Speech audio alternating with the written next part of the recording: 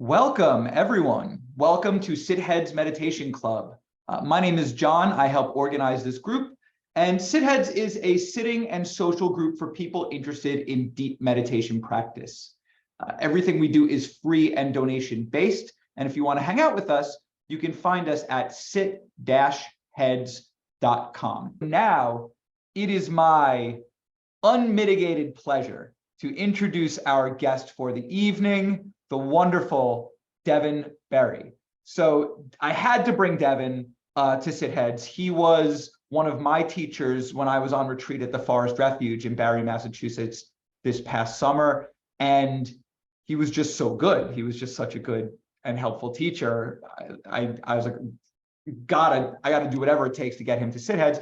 It didn't take that much. He very kindly just said yes when I asked. But here's the deal with Devin.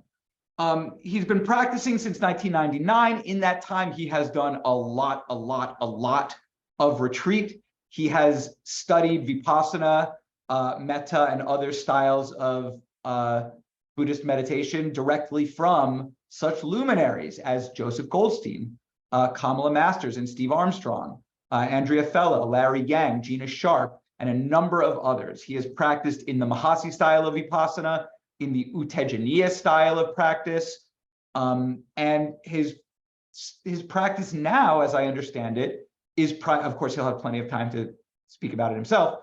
But my understanding is that his current practice is primarily metta now, and that he has dedicated years to intensive metta practice, including the use of metta to enter jhana, or meditative absorption, which is super interesting to me. You hear about it, but you don't often encounter a lot of people who practice that, metta-jhana. So we called this session the deep end of metta. And so I'm hoping that we'll have the chance to sort of dig in and get some interesting insights from Devin on the benefits of deep metta practice, the roles that metta can play in one's meditation practice, the different varieties of metta practice, and how we could all go a little deeper with it. Hey, Devin. Hi, John. How are you? I'm doing great. I'm so happy that you're here. It really means a lot to me. I don't want to make you feel, I don't want to make you blush too hard or whatever, but it really was so wonderful. You were so helpful to me for those. What did we even have, like less than 2 weeks together? Because I was there mostly in July and you didn't come in until August. Yeah. I think it was maybe, it was like 5 to 10 days, something like that. Yeah. That's wild. Yeah. I think you're right. 10 days. I think I was there for just 10 days in August. But the advice you gave me just in that short time was so helpful and so transformative. So I'm really glad that you could join us. Is there anything that you want to say before you and I have our little conversation? No, I'm just, happy this is happening. Glad to be here. Yeah, it didn't take much. I enjoyed our interactions and connections. So yeah, I'm here willingly. Amazing. Yeah, I didn't have to twist your arm too hard. Thank you for that. Yeah. Cool. So what we're gonna do is I think we'll chat, you and me, for like 30 minutes, maybe a little longer. And then we'll open it up to Q&A until 9 with the audience till about 9 p.m. Eastern time, or a little bit earlier than that. Is that still good for you, Devin? Yeah, that's good. All right, cool. So let's dive in and let's start by talking about metta, because I have a million things I could talk to you about, but let's talk about metta since that's what we put on the tin, So I've heard, I think it was you I heard say this, and maybe I've heard some other people say this too. I've heard reference to the idea of doing metta. So just in case anyone watching this doesn't know what metta is loving kindness, what's often referred to in English as loving kindness meditation, a practice of cultivating this intention of warm well-wishing towards others and towards self. Would you say that's a fair, like, capsule definition, Devin? Yes, absolutely. All right, cool. I've heard about metta for different things. So, but you were saying that's like an adequate very bare bones definition for people who don't know what it is? Yeah, I believe so. Absolutely. All right, Yeah. fair enough. Yeah, that makes sense. Okay, so you have talked about metta for FOR different things. Like I've heard you, I think, talk about metta for jhana, metta for vipassana, and metta for metta, or something like that.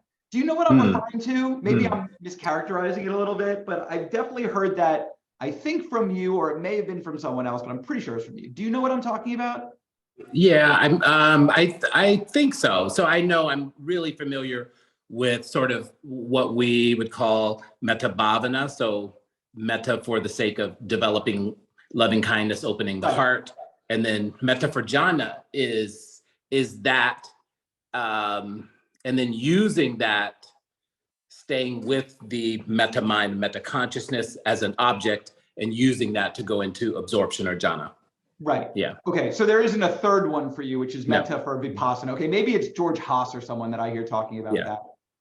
Okay, so all right, then let's talk about the distinction between what you're referring to as metta-bhavana and metta-jhana. Could you just briefly give like a capsule, like what's the difference? What's the difference in the method? What's the difference in the result? So does metta-bhavana not deepen concentration? Does metta-jhana not cultivate loving kindness? So could you just talk about the distinction? Yes, absolutely. Yeah, great question. And they both do both of those things. So I think for quite a while, for a number of years, what I was doing was metta-bhavana, and I was also seeing, with the help of my teachers, that I was actually deepening concentration in doing this, over the course of 6 weeks or 3 months or something like that, that I was deepening concentration. And there was the suggestion that I just carry that on into jhana. So when I'm typically doing metta-bhavana, then I'm working through a series of categories. Mm-hmm. And if I'm, sitting down with the intention to do metta-jhana over the course of, 10 days, 2 weeks or whatever, then I will typically work with one category. So say most recently, it was with the benefactor. So I was using the benefactor and working with initially maybe phrases and images, and eventually that falls away once there is some sense of connection with the object in that way. So that metta mind state, metta consciousness, metta mind. And so I'm staying with that as the object and using that as I hopefully go into jhana, right? I mean, there's no guarantee with any of it. Okay, so sorry, forgive me. I want to make sure I understand this. I'm not sure I do. So what do you mean? Can you just clarify what you mean by the metta mind there that you're using as the object of jhana? So in metta-bhavana, hopefully I connect beyond just the words or the phrases. So underneath the words, connecting to that meaning, right? And it's really clear intention. Once the clear intention is there, right? I'm aiming, using the phrases are essentially me aiming, and then I'm sustaining that over time, offering the phrases again and again and again, or being able to have the image sharpened. And once that happens, then oftentimes, right? And it's different for different folks. Oftentimes there is an upwelling feeling of, of warm energy or feeling, potentially PT eventually. So as that comes up, right? PT meaning a sort of physical rapture experience? Yeah. So there's that warm feeling, or we call sometimes a pure metta feeling coming up. And then there may be PT associated with that, or maybe not. But once that warm feeling is there, that almost serves as an object. So I'm staying with that and trying in the beginning to not, this feels great, this is lovely, this is wonderful. And then of course you're completely knocked out of it because you're immediately becoming attached to it. So it's trying to get a sense and understand and know that is a pleasant feeling, right? But not trying to take it home, not trying to wrap it up and put it in a bag and take it with you, but just being there with it. And the more you can be with that, then you're creating the conditions to actually be able to use that as something that could take you into absorption. So Is that yeah, that helps a lot. So when you're doing metta-jhana, this feeling, this pleasant feeling is what you take as object. Is that too reductive, or is that more or less right? No, that's more or less. Although, right, at some point in time, as there's a deepening of concentration, then you may initially, there could be PT there, and from PT there could be, if you're with that for a while, then there could be sukha, a little deepening, or I say a little bit earthy, that's more akin to contentedness that is there. So, right, there's still pleasantness there, but then beyond that, then it's really the mind state that's there, and you're no longer really, you're letting go of the pleasant. It's there, but it just becomes this sense of calm and tranquility at some point.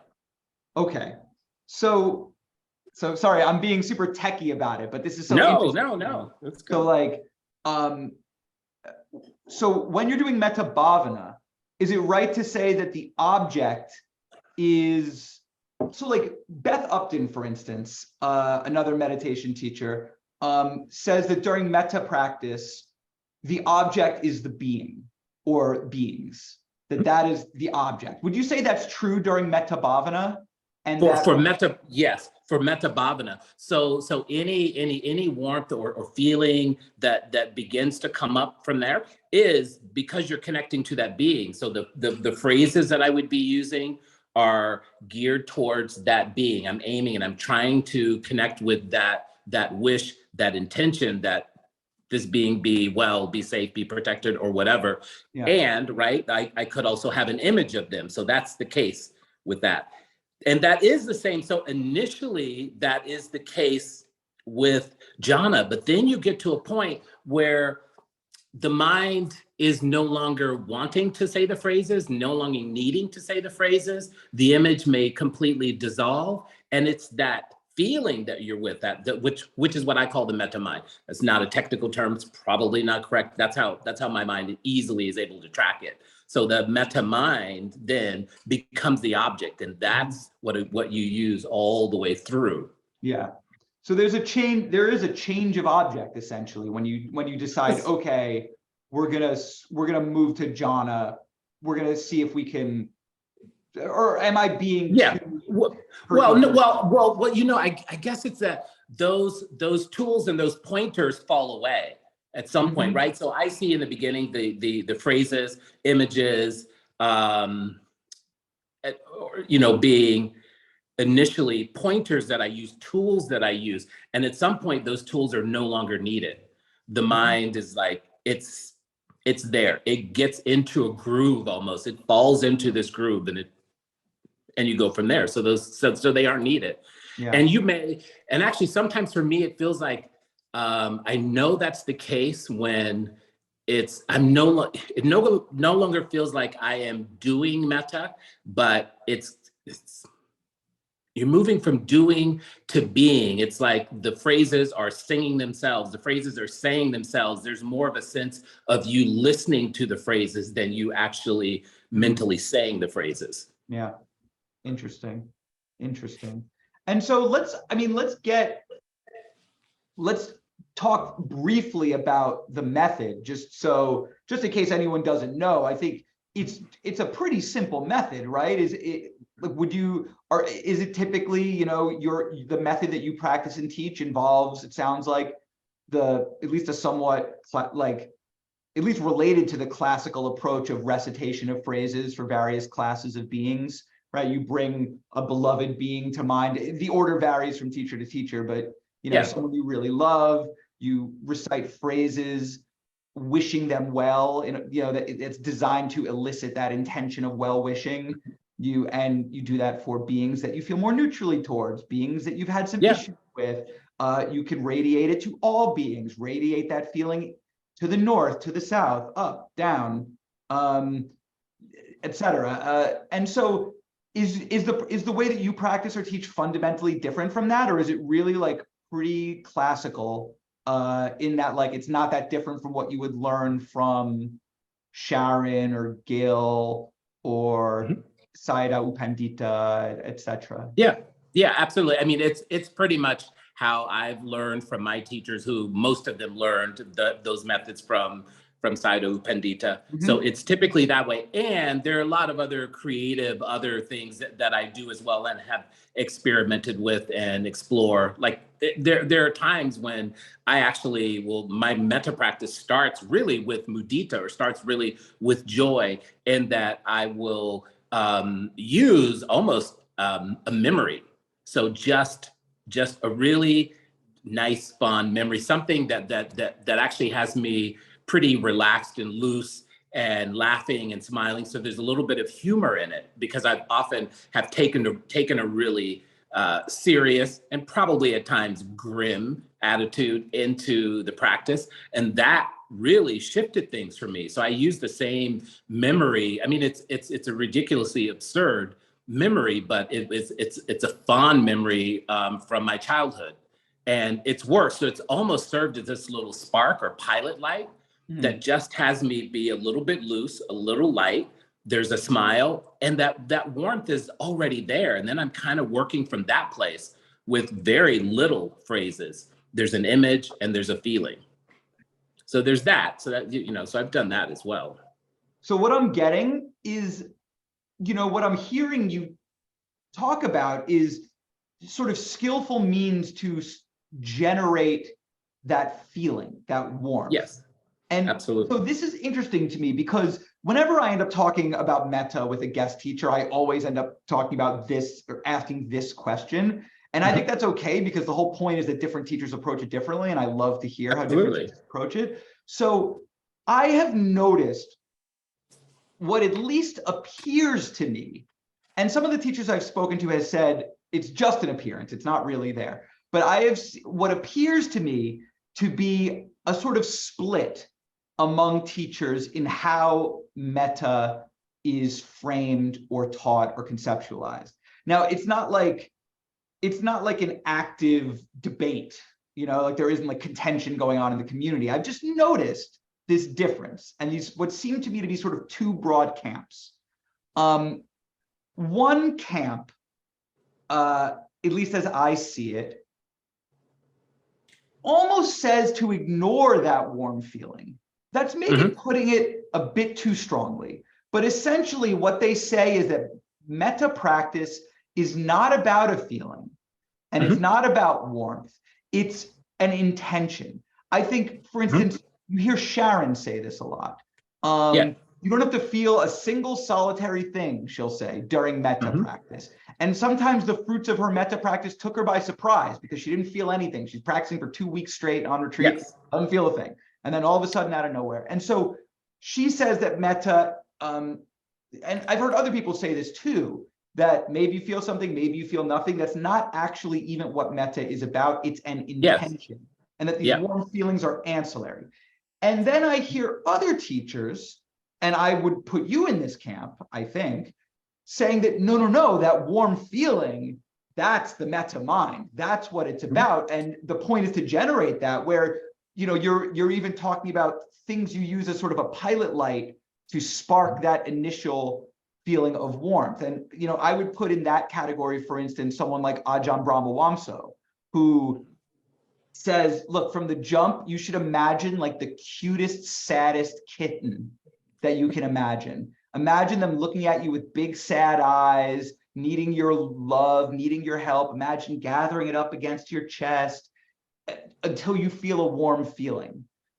And so do you know what I'm talking about in terms of this distinction? Oh yeah. What do you make of that? Is that a real distinction, or am I misunderstanding both camps, and they're not really so different after all? I don't think they're so different. I have heard both of those things, and I always try to keep in my mind, it's like, am I wanting to be right about this, or ultimately am I wanting to like open my heart and be free? So that's how I have to frame it. So both of those things can be there. And I understand. So and it's really interesting, because I do typically am going towards the feeling, and it all starts with intention, clear. If there's not a clear intention there, I'm not going to have the feeling. If there's not, and there's oftentimes when there's clear intention, then like when I worked with the neutral category for a long time, and that was one where I was really working with the intention. And part of that intention was to just not be swept up or caught in the pettiness of my mind, or this judgmental or critique of my mind when I was out and about every day, you know, on the train going from one part of San Francisco to another. It was just constant mental chatter about what was wrong with everyone else. And then I eventually got to myself. And so it was just working with intention with that. And it was rare that there was ever any grand feeling or anything. It might have just been a feeling of okayness. And that was a fundamental shift in my practice from, you know, just being a jerk in the mind, really constantly. That was a fundamental thing, that I could just actually be out and about in the world and actually wish people well. Yeah. Rather than, you know, wishing them to get out of my way and that they were part of, you know, competition with me, or there was something wrong with them, all of those things. So intention. And even here at the Forest Refuge, right, we're teaching metta for the month. And really, cool. I've been stressing intention, clear intention, work with the intention first. So for several days, just get that down, because if you're kind of going through it rote anyway, if the phrases that you use don't mean anything, or if you're just going with some of the classical phrases but you don't understand what the words are and they don't mean anything for you, nothing's going to happen, you know? So, but if there's an intention there, and these are words or phrases that make sense to you, then you can rest on those in the same way that you would rest your attention on the breath. It's just, I mean, right, because it's quite natural to you. It makes sense, and it can take a while to get there. This was many years, you know, metta was the last practice that I wanted to do. It was one I didn't believe. I thought it was complete bullshit. And ultimately, it was what I most needed, which is why it's the main practice that I use now. Oh, man, there are about 3 or 4 different things that I want to pick up about that. I mean, I hope I can remember them all, but it's okay if I can't. So, and there was so, you know, there was something with the memory. So when I started working with the memory, that all came from just recalling from the teachings, right? The Buddha's story under the rose apple tree, and the memory from his childhood, where he remembers this experience of essentially jhana. It was a similar, I mean, it's can be quite a similar thing. So when my memory that I have was just a memory of a time before I was a stutterer as a kid, I didn't talk for a while, there was a few traumatic events, and I remember a specific time when things were okay. They weren't great. They were just okay. And I didn't have that knot in my stomach, and I didn't have the anxiety, and things were like flowing freely, and I was smiling and laughing and talking. Very similar thing. So I go back to that memory. I knew it's possible. I could no longer identify, or I could no longer keep myself identified as this very specific being that had problems or troubles. Yeah. Sorry, I have like 56 things that I want to follow up on there. But I think, like, I so resonate with what you said about metta being the last practice you wanted to do. Everyone wants to be like a big bad Vipassana meditator, right? And you don't want to do that like kiddie pool metta practice. And it's so wrong. I mean, I don't want to say anything's wrong for absolutely everyone, but man, it was that wrong for me. And it sounds like it was wrong for you, but I can so completely relate to that. And I think this is interesting because you do not encounter a lot of people who do metta as their main practice. For most people, it's an ancillary practice. And when I interviewed Sharon Salzberg, I was surprised to hear her categorize metta as essentially an ancillary practice. Sharon Salzberg, Ms. Metta, Queen of Metta, you know? And I was asking her, like, well, yeah, what's its role? And again, I don't want to misstate or be reductive about what Sharon said, but the good news is that the video's up on YouTube, so someone could always just watch it and see. But she essentially said something like, sometimes you're not, when you're doing your Vipassana practice, you are out of whack in one way or another. You know, the practice is a little dry, or the practice is a little tight, or it's a little this, or it's a little that. And there are a bunch of things that you can do, skillful means and antidotes that the Buddha and his successors taught to help bring the mind and the heart into balance. And what she essentially said was that metta is one of those. And so there are people who don't need that and who might never do metta practice, and it's completely unnecessary. But I was so interested, and because I asked her, like, is there a path to awakening where metta is the main thing? And she essentially said, no. And so, but here you are with metta as your main practice. So why is metta your main practice? Mm-hmm. And why should people consider, like, what factors should people consider when thinking about the role that metta should play in their practice, whether it's their main practice, or doing a little more of it than they're doing, or doing a little less of it than they're doing, or whatever? How should someone think about what role it should play in the sort of balanced meal that is their spiritual practice?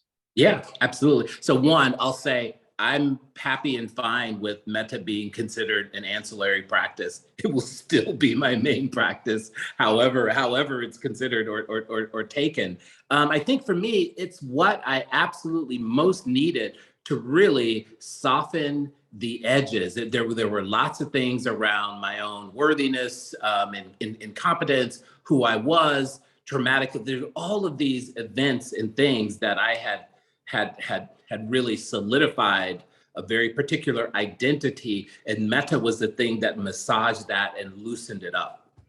And we know from the teachings, metta itself is not going to take you to liberation, but if you're doing metta as a jhana practice, right, you get to the third jhana, and then from there, you're actually doing your Vipassana practice. Right. So it's not as if you take it and you just stay there.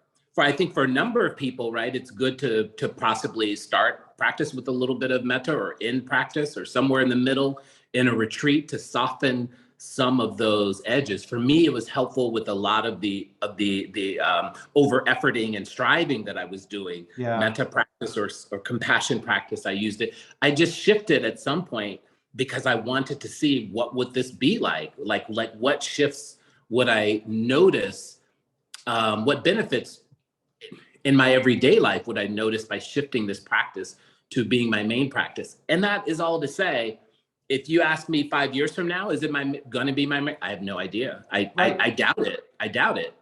Right. No, that makes perfect sense. I mean, just because it's not in itself a liberative practice in the technical, soteriological sense, does not mean that it's not incredibly important. And that for someone else, there might be someone out there who, what they really need to do is a ton of metta, and then a little bit of Vipassana will go a long way, much further than it would have gone if they hadn't done that work that they needed to do on their heart. Absolutely. And that's what I've seen in my own Vipassana practice now, how much metta has actually informed that. From looking at fear, from the over-efforting and the striving. It has softened all of those edges in quite a profound way. Do you know what it reminds me of? Though I don't think I'm not saying these things are interchangeable or equivalent at all, but this idea really reminds me of almost a meditator going to therapy. Like, there might be other work that you need to do that will suddenly make all the Dharma stuff go so much more smoothly than you could ever have imagined, and it's absolutely.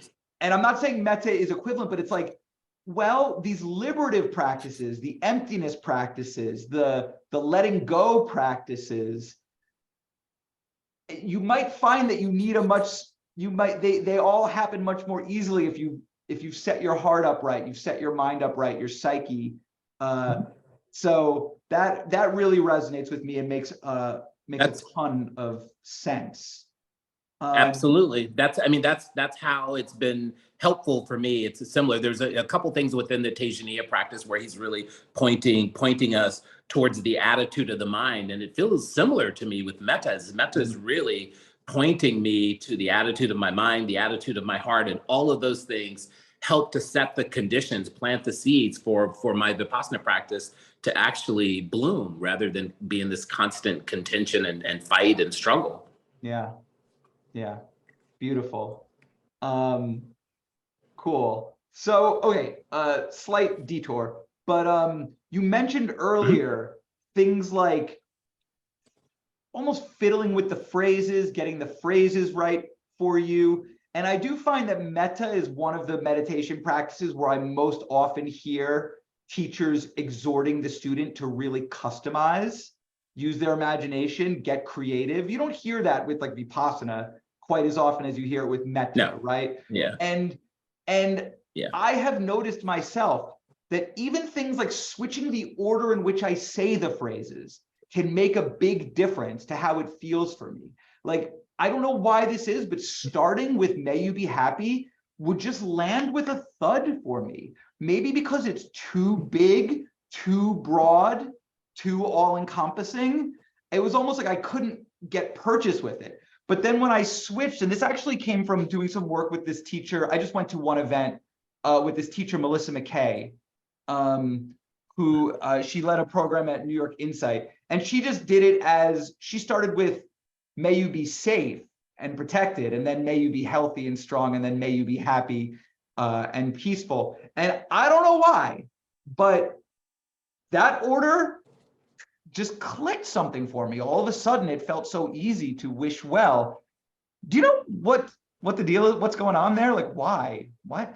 Like, yeah, why, no, why would that be? I can relate to that. So the very first word that I use is "may I be happy and peaceful," and it's almost as if the happy gets said because it's part of the rhythm of all of the phrases that I'm saying. But what I'm really pointing to is peaceful. Mm-hmm. In the beginning, my mind got hung up on happy. I was like, what does that even mean? Really?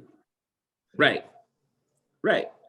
So even when I'm saying "may I be happy," it's like it would probably make more sense if I used contentment or joy, but Yeah. I've used this for 25 years. There's a particular flow to it. So I use happy and peaceful, safe and protected. May I live with ease and well-being. Mm-hmm. It's a song, it's a rhythm, it's a ditty, so that's what I use. But what is in my heart, or the meaning of that, I'm looking at peaceful, safe and protected, live with ease, well-being. I don't know what that is. I don't know.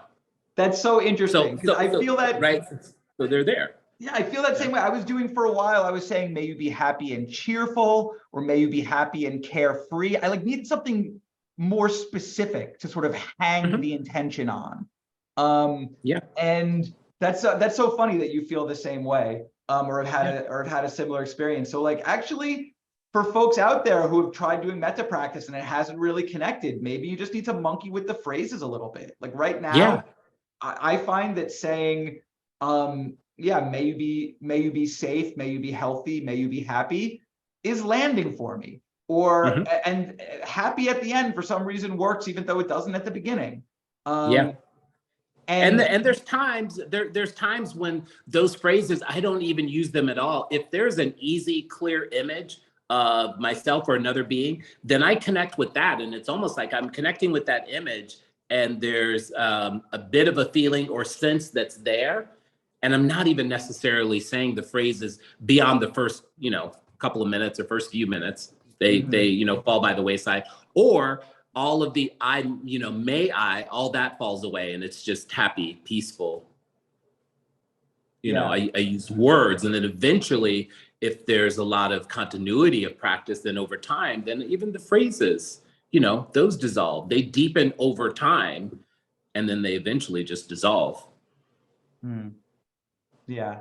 I think Tueri Salah said something like that once. Tueri, right? You guys are friends. Yeah. Oh, yeah. Yeah. I think she said something like one word is like a trigger for her for each of the Brahma Viharas, each of the 4 immeasurables. Absolutely. Yeah. Cool. Cool. And I mean, you trained together, right? You were on the same Yeah, training. we trained together. I think we actually sat 3-month retreat together sometime like 2009 or 10. We sat there together. Yeah, they spent a lot of time with her. Yeah. Yeah, we really love Tuari here. We think she's awesome. Fantastic teacher. Last thing I'll ask, and then we'll open it to Q&A. You mentioned in passing that you've done some sort of experiments that are a little different from the mainstream or textbook metta practice. And you mentioned one of them, which I think was the childhood memory, right? Mm-hmm. As like the pilot light. Will you tell us one more? One more like Devin Berry original thing. Yeah, like a homebrew and I don't know Devin Berry metta method. Yeah, I mean, this is still really in alignment with the phrases. So the very first time that I was exposed to metta, and I hadn't got a definition, or they didn't explain any of it, but I was in India and I was staying in a guest house with a Sri Lankan family, and the extent of their practice was playing, listening to, and chanting the Karaniya Metta Sutta. So the actual words of the Buddha from the Metta Sutta. And so at some point in time, at different times, I've just memorized that in Pali. And so as I'm sitting down to do my metta practice, I'm actually just chanting the Metta Sutta. And what I found at different times, then that feeling is there, the intention is there through the chanting of that. Yeah. I mean, I've never done it in English. I've just done it there. And, and the childhood memory was just a silly one of us driving from Texas to New York as a little kid in the 70s. And my mom and dad being excited to show us New York City. We get there, we're in the car, and my brother and I are fiddling around in the back, and my mom turns around and she's pissed because we're not paying attention to this great city in front of us. Yeah. But this was the early 70s, and I remember looking across and I could see my mom. She's in a purple jumpsuit. This is the early 70s, a purple jumpsuit with a gold belt and white boots. Hell yeah. And she and my mom and she and my mom and dad are holding hands. It was the first time I'd seen them holding hands. And there's a warm feeling with that. And then there was a warm feeling when she asked us like why we were not paying attention. As I said, this is the early 70s. Both of my parents are sitting in front. They have gigantic afros. We can't actually see New York City because they're in the way. It's an absurd, ridiculous memory that makes me laugh. It just makes me laugh. It's funny. And yeah. Other than that, I would have told you, oh, well, there was this thing that happened in childhood. There was this horrible thing, this traumatic thing. Yeah. And in fact, there were some lovely, wonderful, really silly, absurd memories that happened. And I used that. That's great. Or oftentimes even with metta, with the neutral category. So I worked with that for all before the pandemic. So all of 2019, I worked just with the neutral category because I was in and out of airport shuttle vans and Ubers all over San Francisco and Chicago and LA. And so I got used to engaging, having conversations with the Uber drivers. And it was because I was using these metta phrases, and really the intention was to get to know them and to actually wish them well.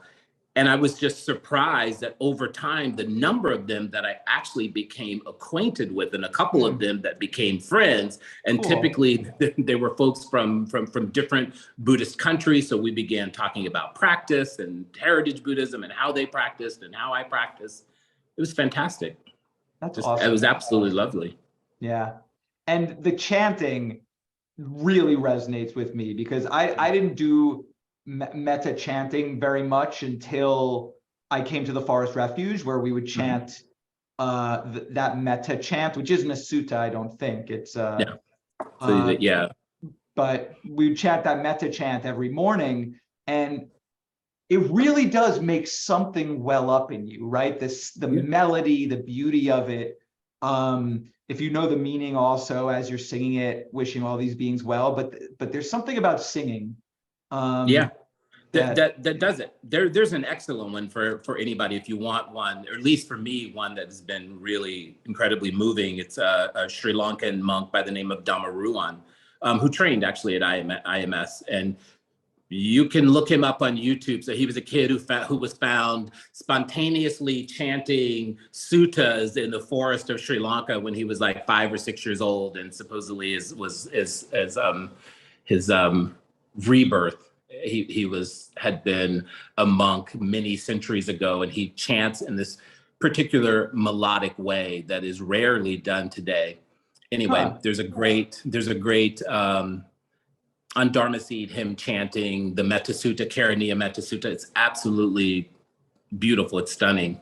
You find it on Dharma Seed, October 26th, here it October is. 26th, October 26th, 2013. It starts at 6 minutes and 26 seconds. All right, cool. Well, all right, that's enough from me. Let's switch to Q&A, Devin. Does that sound all right? Sounds good. Yeah, I really enjoyed that. It's just great to get to talk to you again. Yeah. I remember after I broke silence at the end, we got to have a nice chat in the office building at the Forest Refuge, which was really cool. We also connected as people who, well, actually, I don't know if you know, I don't know. We talked about certain things, diagnoses we both have that. That was another thing. So that gave my mind something to do when I was on retreat, when I was bouncing around all over the place, using the phrases. And and actually then using the phrases more as I was walking was incredibly helpful to me with that. So people like us, it really helps to move our bodies, right? Yes, indeed. Yes. All right, cool. So I could do this all day, but fear not, I'm not going to. We're going to switch to Q&A. Laurence, would you like to begin? Sure. Thank you, John. Thank you so much, Devin, for being here. I loved your discussion with John. I was struck when you said that metta and the phrases help you with the striving, because for me, repeating the phrases, so maybe I should work more around the phrases I use, and I realize I mix karuna and metta when I do them, so maybe that's an issue, I don't know. But I actually strive more than, say, open awareness or when I feel like concentrating. So if you have why am I striving when you it helps you not striving? Yeah. Great question. So I'll tell you, in the beginning with that, I was striving more with that. It fed my striving and over efforting because I wanted to get the phrases perfect. I wanted to get them right. And I wanted to stay current with them all the time. And what happened is through that particular suffering all the time, eventually over time, I think it was just the rhythm and the continuity, I dropped the striving because they, in a sense, really began to say themselves. And so it's almost like I moved to the background and the phrases are there in the foreground and I'm listening. I'm moving to more of a place of listening rather than doing. So if I'm in a place of doing, then of course I can, get to this place of over efforting and striving with them. Another thing that helped was changing the phrases to words that really had meaning for me, because as they had meaning and real intention for me, it was almost as if I slowed down with them. There was no race, there was no competition. Like I really honestly wished these things for myself or for someone else, for someone else. And it was over time, right? I mean, I can tell you easily with the first 2 or 3 years, without a doubt, even after years of hating the practice and not doing it, even when I was doing it the first few years, I just went to not hating it. I wasn't liking it. I was just not hating it anymore because it was so active in doing. But being active and doing was also helpful for my mind. It gave me structure. While I was saying all the phrases all the time, I wasn't wondering what everybody else was doing and, oh my God, this is stupid, this is horrible. I was just keeping in mind just the phrases. And there was a little bit of that element of striving and overdoing in it, but eventually that began to fall off. And it's for the most part, right? It pops up now and again. My mind goes, doing Vipassana practice, I'm doing choiceless awareness typically now. So I'm doing one or the other. And if I feel that I need to have a wider lens or a wider scope, then that's what I do. I go to open awareness practice, and then eventually I'll go back. Okay. Thank you. Yeah. Thank you so much, Devin. I will keep that in mind. And the many years there are a bit worrisome, but it's okay. That's fun. The path is fun. Thank you so much. Yes. All right. Thank you so much, Laurence, and thank you, Devin. Idris, would you like to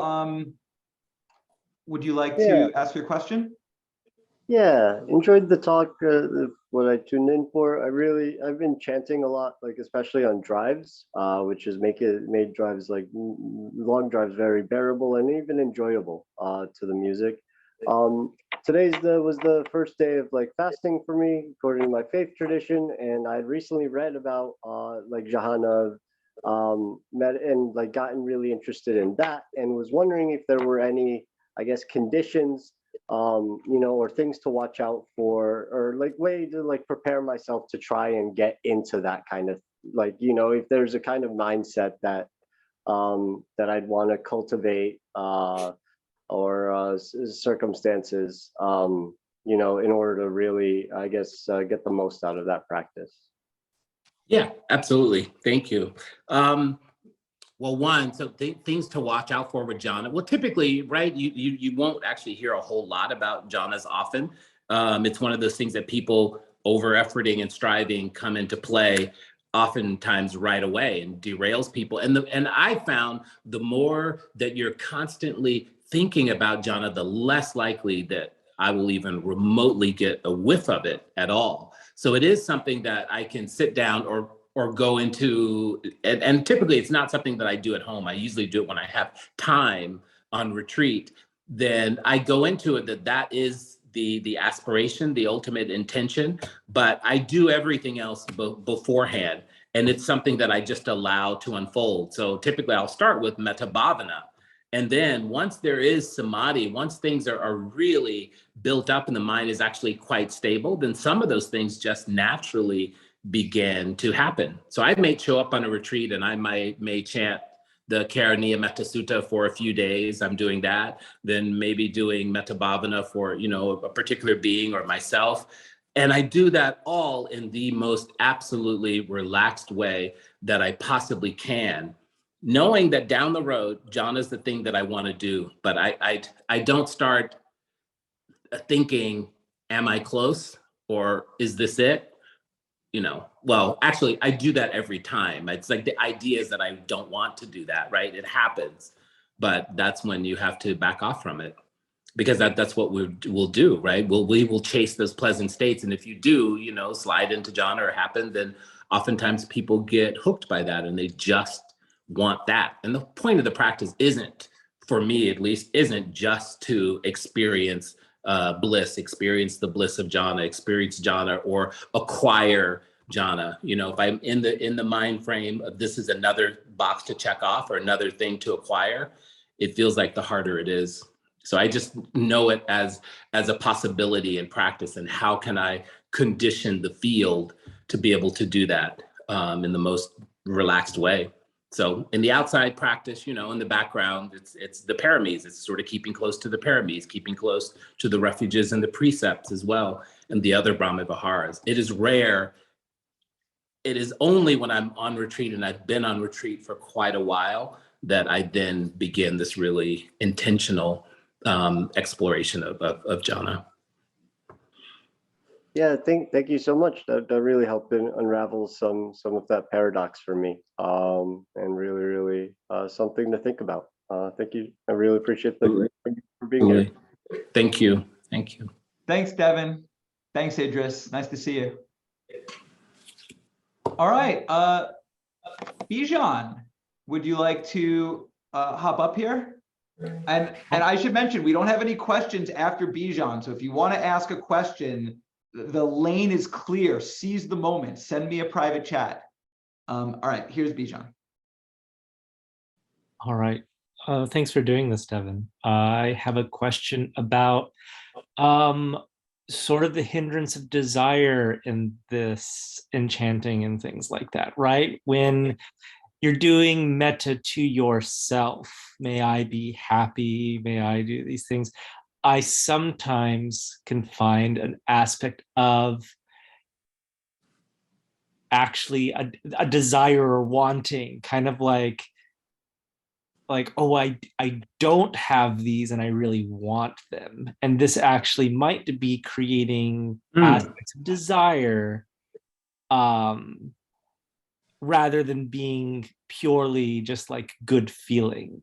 There's that aspect of dukkha in them. And I was wondering if you had advice maybe about how to like tease or how to be more gentle about certain things. Maybe Yeah. those kinds of feelings are coming up. Yeah. Yeah.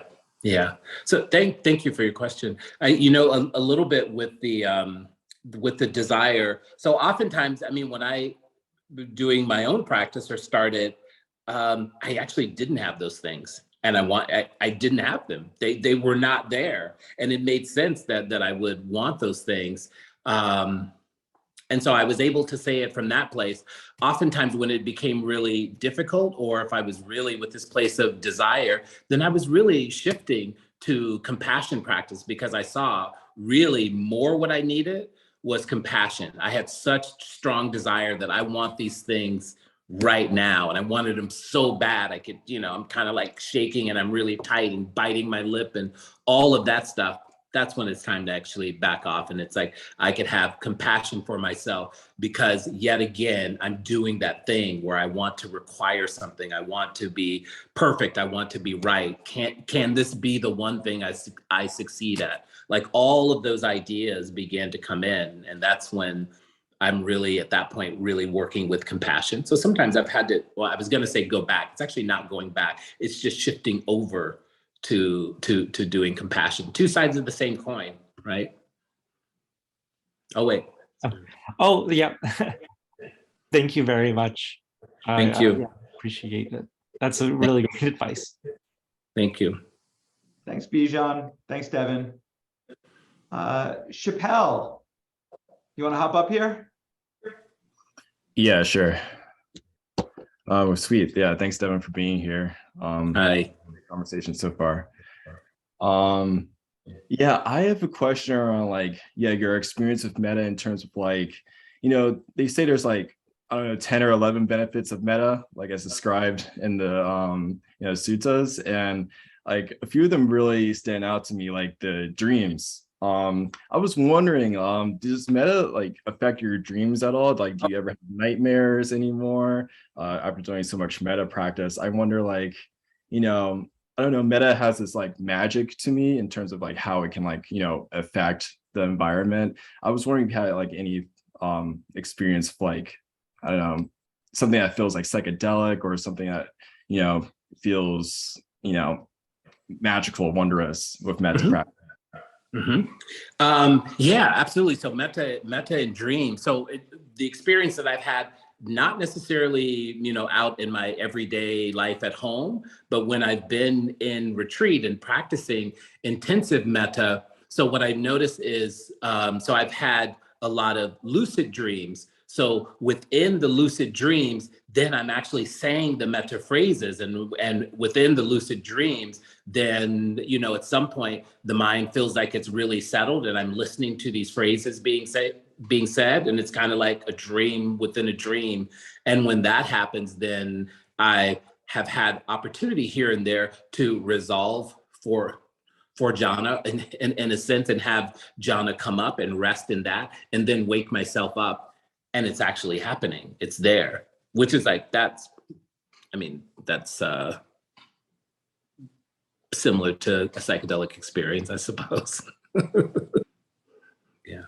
And in terms of like nightmares and things like that, I've had early on, typically more so on Vipassana retreats when I get to retreat. And I think it's just from all the stimulus and the lack of stimulus. Once I get to retreat, then it feels like all the gunk comes up. Whatever it is I was watching, listening to, all that stuff is there. Not necessarily in the nightmare realm, but definitely not pleasant dreams. But it feels like over time, as I'm chanting, as I'm saying metta again and again, then the dreams become more imbued with those Brahma-vihara qualities. Cool. Thank you. That sounds amazing. Thanks, Chappelle. Thanks, Devin. I'm going to bring myself back up for a second because I had a question sent to me to ask. Can you please ask Devin about how to set intention for metta practice? Set an intention for metta practice. Yeah, and this person might mean the intent. I'm not sure, but this person might be referring to the intentions that you were talking about. Yes. The metta intention. Yeah. Rather than set intention to practice. Yeah. Yeah. So it's one of those things. The intentions. I'm really what I'm wishing for myself. I'm wishing for others, or what I'm wishing for others. I'm wishing for myself, and I chose words that those are qualities that I would like to see in myself, and the intention comes from there. It's a genuine wish that I have peace, that I actually live with ease, that I be safe and protected. And so it's like, once I bring that up, I've used other words before, but they're, they've been, I can't even think of anything specific now, but they're almost very poetic and they're quite grand. And I just can't get with that as something that I would really be wishing for myself or someone else. So you really want to find, words that become your 9-to-5 blue collar, you really mean this, kind of word or phrase that you stick with. Those are the ones that you look for.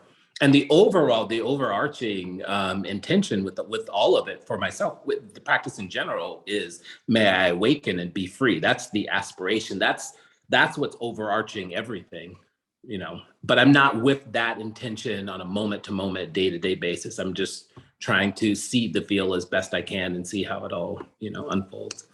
Yeah, makes sense. Thanks for that on behalf of the questioner. Laurence, would you like to ask your second question? You're up if you want it. Yeah? No? Sure. Yeah. Thank you, John. And I would almost like to apologize to Devin to have me again. And it's actually time because it has to do with intention. I wanted to follow up with my previous question. I'm sorry, I'm going to use since I have you, for with the metta. I'm a bit sad that it makes me so tired each time I try to practice it. And I was wondering if it could be for the way I approach it. So I have to confess, I often forget to include me in there, but that's fine. But whenever I bring someone whom I want to send metta to, I am bringing an image of them. I am first bringing gratitude to open my heart to them, and because that way I feel it's balanced, right? They have given me something, and I send them. And it works also with any type. I do that for any type of people. But I was wondering if that is such a good idea. Could it be one of the reasons why it's efforting? I end up efforting because, in particular, I do that even for people a bit difficult, like people in my family whom it's difficult, or at work. So I don't know. Yeah. What? Yeah. Well, so for the folks that are difficult, whether family or whatever, then I admit I don't work with the difficult all the time. I really have to it's almost like I have to prime the pump. I have to be in a place to get there. So typically I'm working with the easy being, myself, a benefactor, and then I will work with that. And oftentimes with a really difficult person, what I'm finding is that I'm saying these phrases, but really it's compassion that I'm wanting to have. And so I end up offering compassion to them. There are a few difficult beings that, political figures, people, modern day political people are always saying, how can I say metta for this person? And I'm like, don't say compassion for them. Offer compassion. There are very specific folks that have been incredibly difficult in my life, and I haven't been able to get to a point yet of saying metta for them. But I can say compassion for them because I know there's great suffering that they're dealing with that is causing the behaviors that they are expressing, or things that have happened to them in the past that have caused them to really be this personification of greed, hatred, and delusion that, you know, it impacts me greatly. So I actually am not offering metta for them. At some point in time, I would love to be able to do that, but I'm actually offering them compassion. And it's skillful means at times to back away from some of those folks, because clearly there's lots of work needed with some of them. And I don't always think that it's skillful means to spin our wheels constantly trying to reconcile with this difficult being through the metta practice or through our vipassana practice. Yeah, I think that it's great because you addressed some other questions that I had in mind, which is, I mentioned earlier, I usually do everything. Like, I feel like I have to include person of my family, especially the close ones. It can be difficult. So you are saying maybe not each time, at least. I go choose your moment. Yeah. And I'm also systematically including karuna, but maybe karuna is also, maybe I should just distinguish. And when I do metta, it's easy people, easy metta, work. Okay. And then try to build up on that. And then karuna, compassion, is a different practice, basically, for different time. Would you advise me on that? Absolutely. Yeah. It's, I mean, it's two sides of the same coin. And it's really, I think it's really important to know the difference between those two in your mind, what it is that you're really, I mean, what it is that you're really wishing or hoping from them or from yourself. Because oftentimes I've just found that in myself that, I'm in this metta practice and I'm really wanting to do this for them. But if I take a step back, that's actually not really what I want for them, what I want for myself. It's compassion. That's the feeling that's there, right? The heart is meeting suffering. The heart is meeting something incredibly difficult, suffering, and compassion is the tool to work with that. And there have been plenty of times where I've done that, and then I've been able to go into metta, you know? And there were times when I would actually do metta for my family, and I would go through all of these people, and I just realized that like half of them, you know, I could lop off half of them and actually do this practice. I still have the aspiration to bring the others in, but when you're not there, you're not there. So I found it just so much, it just made so much more sense rather than to deprive myself and everyone. Then I work with those easy beings to be able to generate enough warmth and care and tenderness there. And then I can actually try to bring those other beings in. Does that make sense? It does. Thank you so much. Yeah, it helps a lot. And it's beginning just very, if I can, technical, just a few seconds. So Laurence, I do just want to give you a heads up that there's a line has appeared out of nowhere wanting to ask questions of Devin.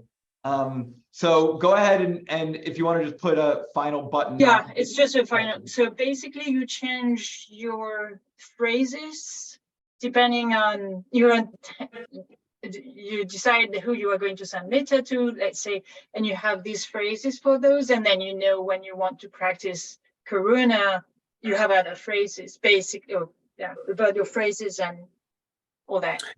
Yeah. So with there are compassion phrases, and there are classical compassion phrases. And honestly, I couldn't even tell you what those classical compassion phrases are right now, because those are the ones that I'm really working with. In a sense, it's almost easier because there's like a twinge or a pain or angst or anxiety, or, you know, or suffering, you know, in my stomach or in my body. And so that meets the heart. And so I'm just working with that feeling for them at that point, and not actually not phrase. Absolutely. Thank you. That helps a lot. Sure. Thank you. Thanks, Laurence. Thanks, Devin. So let me see who we have next. Okay, a question sent for me to ask. Could you ask Devin to speak a little about purification in metta, the way that practice sometimes surfaces everything that isn't metta? Yes. Yeah, great question. Yes. So as you know, as this person stated, metta is known classically as a purification practice. That's where I believe for me, it was ended up being the most helpful practice, because many things that I did not want to take a look at or work with, or at that time I wasn't actually doing therapy, I just tried my best to avoid all of them. And it was really interesting because metta was the practice that they came up, these difficult feelings, difficult emotions, difficult things. But I had enough of a metta practice, saying metta for self or compassion for self, that I could hold, in a sense, hold myself with all of those things that came up. And I was definitely a person back then, that I wasn't going to be letting loose a lot of emotion, tears, or that sort of thing. But in the course of a retreat or the forced refuge, then I could actually do that. So I could sit there, and there was something about me actually being in the hall there publicly, wherever it was, having these emotions come up and not really being concerned about, I mean, this wasn't a full on complete and total meltdown, although, right, that happens because everybody's working on their stuff. We're all they're doing. We're in the rarefied air. You know, it's just a full on weirdo party. How many people are actually going to show up to the FR? There's 20 people in there, and you realize that everybody's kind of doing the same thing. We're in the same boat. And there was something just in knowing that also allowed all the gunk to come up. And there was something that really sort of seemed that I wasn't working with them directly in the mind, but they were being worked with in the heart. And oftentimes when I left, there was some reconciliation, there was some movement, some insight about whatever that particular situation, trauma, difficult person was, that I was then able to address in the outside with the therapy or with that person, or that I reconciled myself. Cool. There's a purification practice. Good. Thank you. I hope this was helpful to that questioner. Yeah, feels good to cry in the Dhamma hall. Feels good. I still believe that your practice, if you're sitting on a retreat for a while and you haven't faced the tears, I don't know that, I mean, everybody's different. I don't know that your meditation practice has started. Yeah, fair enough. Yeah, right on. Okay. Someone else sent another one for me to ask. How to use metta when struggling with trauma brain? Yeah. Okay. Yeah. Great question. So that's one. So I'm not going to tell people, yeah, this is one size fits all, metta for everything. I think that's one. Sometimes it's good to actually back away and use compassion for self, a combination of compassion for self and the many variety of therapies and modalities, healing modalities that are out there. I wouldn't substitute and use metta to work with a variety of traumas. Not as a first stop. I would use it as a complementary thing in addition to these other things. But I've seen that. I've seen people, want to come to retreat and work on metta or other things when, in fact, I think they are better served doing so, but in conjunction with working with a therapist and working with other modalities. Could be movement, various movement things as well. I appreciate that. That's helpful. Thank you. Let's see. Okay. Andrew, would you like to ask your question? Okay. Thanks for being here, Devin. Hi, Andrew. I've found it very interesting. And one of the things that was really striking for me was the description of metta practice as being kind of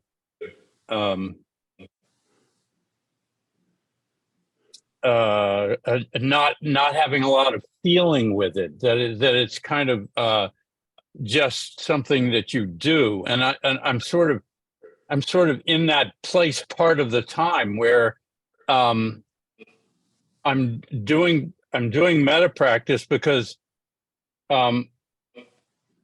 I do understand that I need it, that I really, really need to do it. this goes back to my childhood. And, so I'm kind of in some way addressing a choice that a 5-year-old made that has lived in my nervous system. And yet it, to hear people say that it's dry or that it's not, it doesn't bring forth a lot of stuff really resonated with me. I certainly haven't given up on it, but I sort of find myself in a, what's obviously sort of an artificial, perhaps, dichotomy between metta and compassion. And my challenge is kind of to get these guys talking to each other, or I don't know what, but it's sort of like trying to mix two separate substances that don't exactly want to make a blend. Mm-hmm. Mm-hmm. So, and I, what I've been learning so far is that when the metta practice just feels kind of like fruitless, I'm like, I'm sort of falling back on compassion for self. Mm-hmm. It's good that you're trying to do this, even though it doesn't seem like it's producing any result. And of course, results are, I mean, we don't practice for results, but somewhere back there, we think that we do, right? Andrew, with all love and respect, can you focus it to a question for Devin? I don't know how to integrate metta and compassion. Mm-hmm. Okay. Thank you. Well, there was a couple things that you said there that stood out to me, and the only reason that I offer this is because that reframing was helpful for me. Is that it was really helpful just to get into a place of stop saying or repeating or framing metta as me falling back on metta or falling back on compassion. Is just another aspect of working with the heart quality. That was something that I found incredibly helpful, and actually doing so at times, moving whether any of the Brahma Vihara practice, but particularly metta and karuna, from the sitting position to actually moving, and that's been easier for me to do when I've been on retreat. Is that I offer those phrases and have that feeling or images while I'm walking, while I'm moving, doing yoga and doing qigong, which are practices I actually only do when I'm on retreat. I get that energy moving. And it's really been interesting to do that for a while and then go and sit. And my experience has been from time to time that just that movement, just the energy of that movement has allowed me to connect a little bit more deeply, or connect period with it when I've been in the sitting practice. So I would try that. I mean, you can definitely play around with that. The chanting for a while was something that helped me when my phrases felt really rote and felt really dry, and I really couldn't connect with them. But I could connect with the chanting that Dhammaruan offered. I could connect with that. I was moved by that immediately over and over again. And as I said, right, I mean, I gave you the date and the timestamp of it because I've listened to it so many times. Yeah, I'm definitely going there. That's really great. I think that chanting and singing is a really, really useful door for me. So channel for me. Thank you so much. Yeah. Thanks so much, Andrew. Thank you, Devin. Hey, Rick, if you want to go quick, you want to ask your question?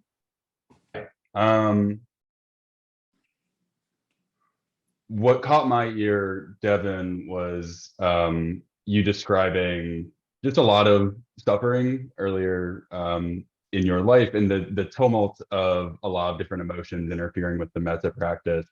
I think there are times where we feel like we're on a path and there's kind of a feeling of momentum, and times where we're in the muck and it's really scattered.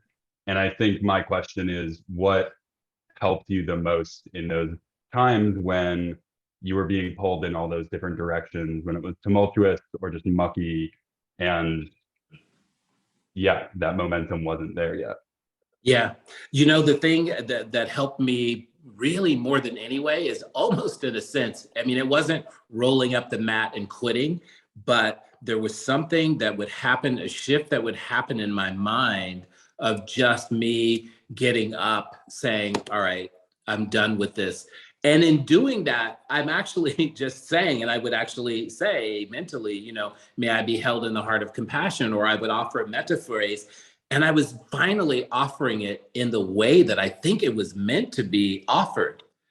There wasn't something I was trying to get out of it. It became genuinely, it was meeting the tumult that I had. It was meeting the anxiety that I had. It was just kind of like, fuck it, I can't do this right now. And then out of that, there was this genuine compassion for myself. I could feel that a little bit. Right.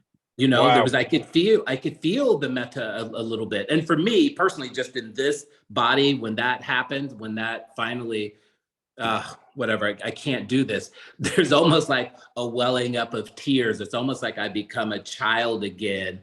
It's just like, I don't know what else to do. And it's kind of that release of, I don't know what else to do. Somebody help me. That it feels like, you know, I don't know. Is that just like complete and total like desperation and just giving up, you know, which I don't think is an instruction anywhere in this teachings, but because it's not really giving up, you know what I mean? You're not Right. giving up. It's just, I'm giving up all the ideas, all the techniques, and all the concepts. I'm giving up all of that stuff. And when I can give up all of that stuff, then it feels like it just unfolds. I often do that when I show up here at the Forest Refuge, because I have ideas of what I want to do, the practice that I want to do. And I come into the hall, I'm marching in, I'm ready to go. And it's not until I have a bad sit, and then I go back to my room and I just kind of lay on the bed or I sit in the chair and I realize, oh, there's actually a little bit of samadhi here. You know, I've gotten out, I get out of my own way, right? Yeah. Otherwise, we're exactly surrender. That's the word I was looking for. Deepa put it in, is surrender. I surrender. Right. Surrender. Right. Right. Thank you. Yeah, Thank you for that. Yeah. Thanks, Rick. Thanks, Devin. So we are here at the end. Devin, thank you so much. This was really great. I really appreciate you taking time out while you're at the Forest Refuge, teaching others to come hang out with us and teach us. So thank you. Excellent. Thank you, guys. Fantastic questions. Loved it. Loved it. Amazing. Absolutely loved it. Thank you. One last question I forgot to ask. Do you take one-on-one students? Do you do one-on-one work with meditators virtually or however you do it, or is that something you do? I do, but you know, I'm like, so I only take on like 6 or 8 people at a time, and I have them right now. So I'm not taking on anybody until 24, late in 24. Yeah. Okay. I like to ask every teacher who comes by. Absolutely. Alas, maybe a slot will open up down the line. Okay, well, thank you so much. Thank you everyone for being here. Any final things you want to say, Devin? That is it. I'm gonna have to wind myself down. I'm going. I enjoyed this. It's nice. Yeah, Loved sorry, it. we revved you up Loved a it. little bit. Loved it. I'm not bringing Forest Refuge energy to this conversation, but that's okay. Yeah. All right, Devin, thank you so much. And thank you everyone for your time, for your attention, for your practice. Have a wonderful night, everybody. See you soon.